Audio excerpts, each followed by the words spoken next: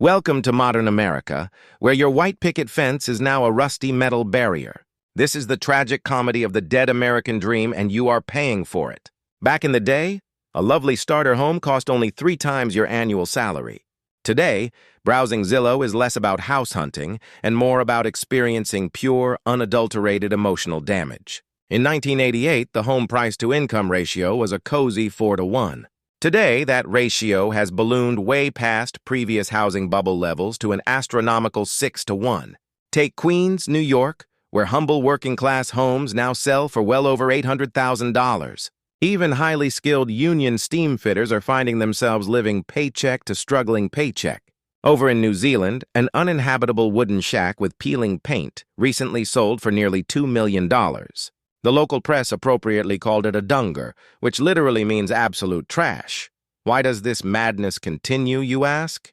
Because politicians know a simple truth. Homeowners vote, and they absolutely love watching their houses become ridiculously and artificially expensive every single year. So, instead of building new homes, governments subsidize massive mortgages and hand out grants.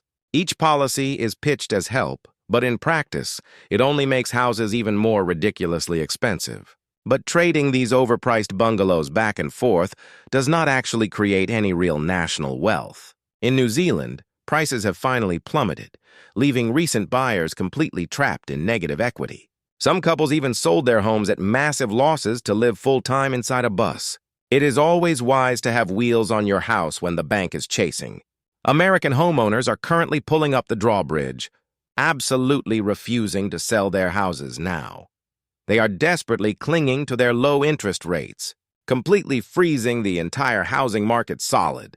Back in the 80s, starter homes made up 40% of all new builds in America. Today, that number has collapsed to a measly 9% because builders simply refuse them. Zoning laws are the ultimate villain here. These highly restrictive local regulations prevent builders from constructing townhouses, forcing them to build high-end luxury mansions that only maximize their massive corporate profits. Let us look back 30 years. In 1996, 2 young emergency medical technicians could easily buy a home. Their combined income of $43,000 made them comfortably middle class. Today, 2 medical workers earn $90,000 but need a massive $81,000 down payment. That is nearly a full year of their combined paychecks just for their deposit.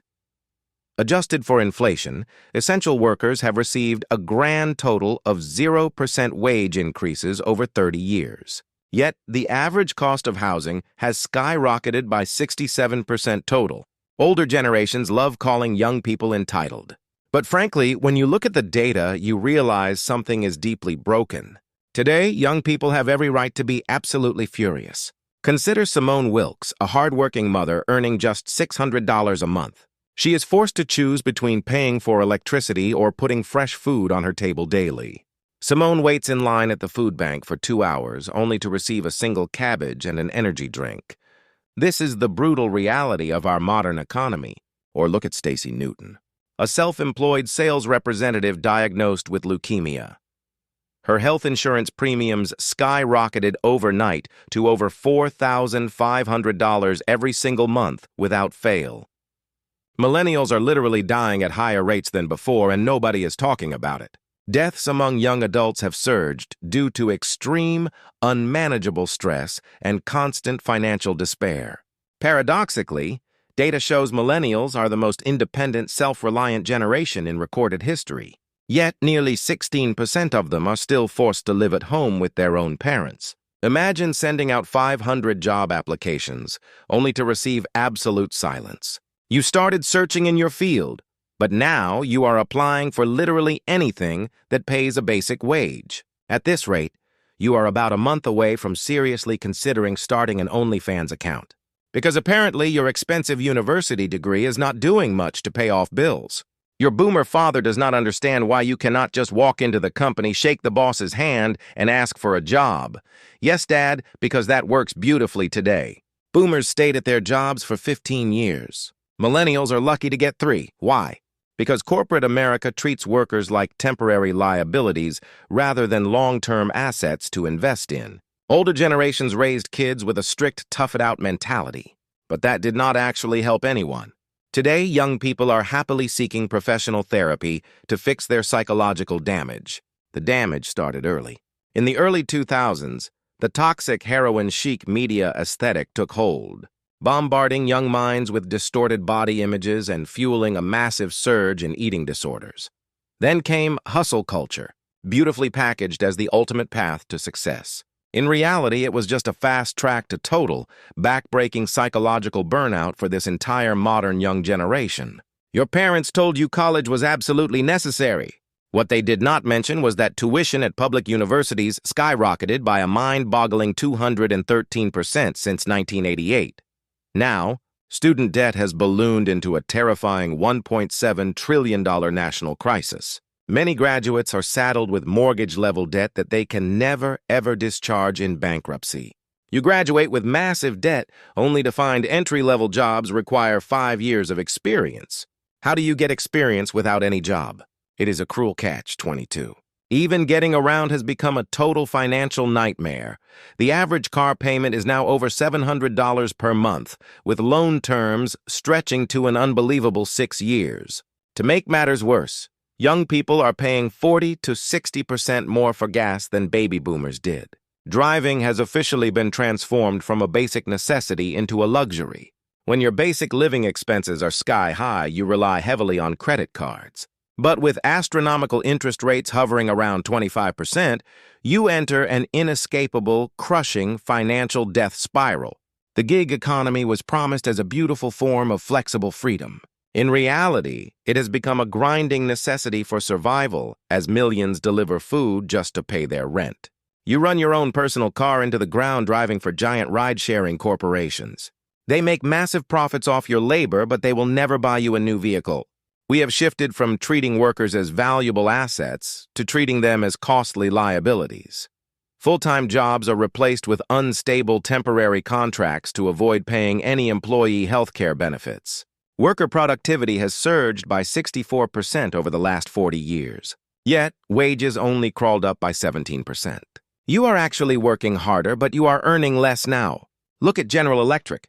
They laid off over 1,300 loyal union workers in Erie, Pennsylvania. Why? To relocate to low-wage factories in Texas where trade unions are completely non-existent. The factories in Erie used to put 75% of the country's locomotives in circulation. Today, they are just decaying, empty hulls, a depressing shadow of what they once were. 50 years ago, 1 in 3 Americans belonged to a union. Today, it is only 1 in 10.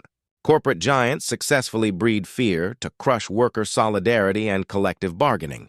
While you struggle to afford basic groceries, the richest 1% are doing spectacularly well. 90 private jets flew to the second wedding of billionaire Jeff Bezos. Let that sink. The news constantly celebrates a booming stock market. But the richest 1% own half of all stocks, while the bottom 50% own barely 2% of the national wealth. We have been here before. In 1929, wild deregulation concentrated wealth into the hands of a tiny elite. The bottom 42% owned the same wealth as 0.1%. Greedy companies paid terrible wages to maximize their industrial output.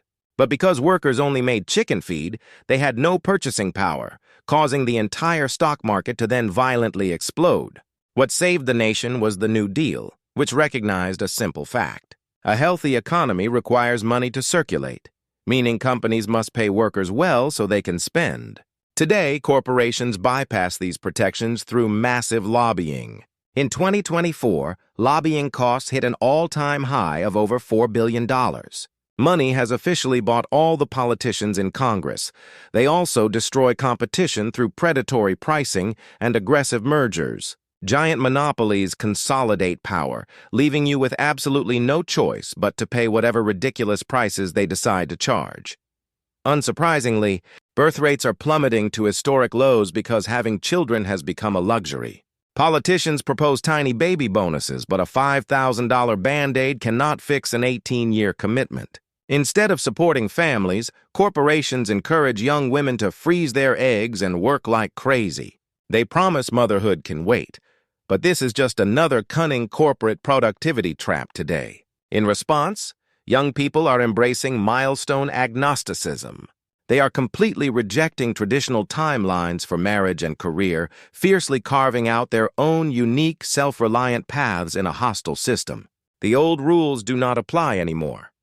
We must stop blaming ourselves, look to community solidarity, and work together to build a brand new system that actually works for all humanity. Thanks for watching. If you found this interesting, click like and follow.